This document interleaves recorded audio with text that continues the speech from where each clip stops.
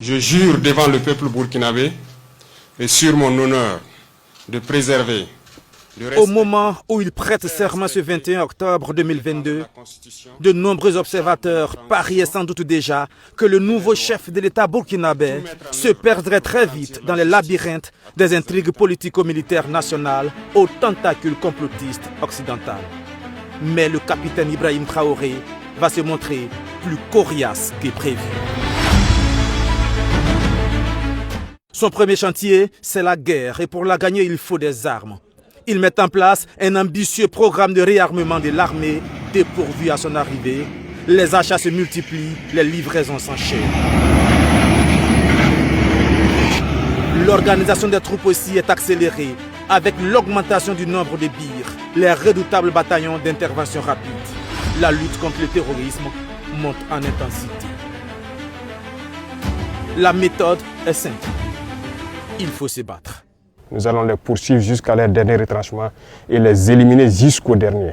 La seule chose qui puisse prévaloir pour qu'ils puissent survivre, c'est qu'ils se rendent à nos différentes forces en déposant les armes et leur logistique.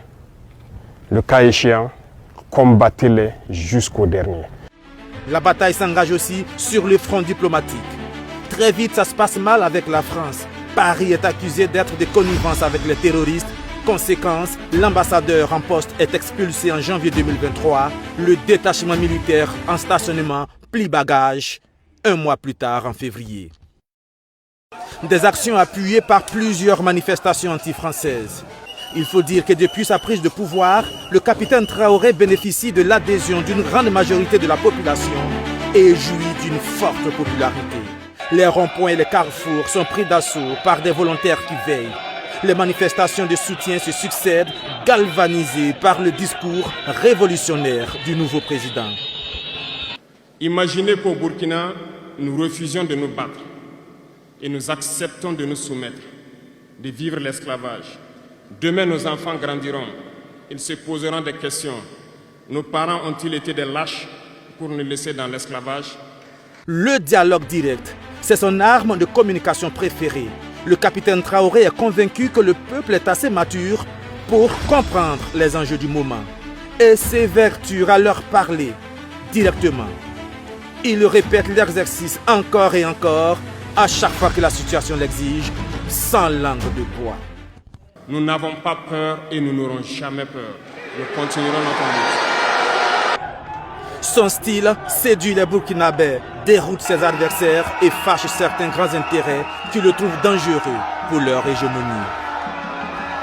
Il faut donc l'arrêter. Les tentatives de coup d'État se multiplient et sont déjouées les unes après les autres. Elles renforcent l'inflexibilité du capitaine Traoré.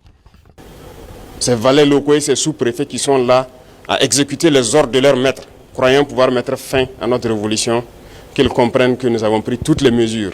Et je le dis une fois de plus, on sera impitoyable et sans état d'âme face à ceux-là qui pensent pouvoir se mettre à travers du développement de notre patrie. Dans cette même allocution, il annonce ce qui était déjà en marche. Nous ne sommes pas dans une démocratie, nous sommes bien en révolution, progressiste, populaire. La RPP repose sur 2 poutres majeures, l'ordre et la discipline. Les organisations syndicales sont priées de la mettre en veilleuse. Plus de grèves intempestives, les combines politiciennes s'estompent, la brigade Laballe sillonne et sévit contre les incivismes de toutes les formes, les caniveaux sont vidés par les riverains, les emprises sur les voies publiques sont dégagées. Mais au-delà des actes, c'est la mentalité du peuple burkinabé que le président veut changer. L'immersion patriotique obligatoire pour les bacheliers et les brevetés et le camp de vacances face au Mebo sont annoncés mis à exécution. Les détracteurs de ces 2 programmes murmurent, mais les résultats vont leur donner tort. Ce que j'ai appris sur le Burkina Faso, mon pays, c'est que on nous disait qu'est-ce que veut dire le patriotisme. Un patriote, c'est qui? Une personne patriote, c'est une personne qui défend son pays, qui est prête à tout pour son pays, qui veut le développement de son pays. Le patriotisme, poussé dans tous les secteurs, ou vous vous mettez de côté